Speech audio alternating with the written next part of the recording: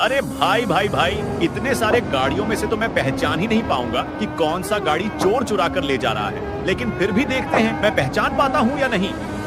मुझे तो लगता है यही गाड़ी को चोर ले जा रहा है, लेकिन उसे देखने से पहले मुझे देखकर इग्नोर मत करना। इस बार जो भी एग्जाम में पास होना चाहता है मैं पास कर दूंगी, मगर मेरा भी एक काम करना होगा। तुम्हें इस वीडियो को एक लाइक और चैनल को सब्सक्राइब करना होगा और 5 सच्चे मित्र को शेयर करना होगा। और मेरे बेटे जाते जाते कमेंट में सरस्वती माँ लिखो। ये तो सच में यही गाड़ी थी।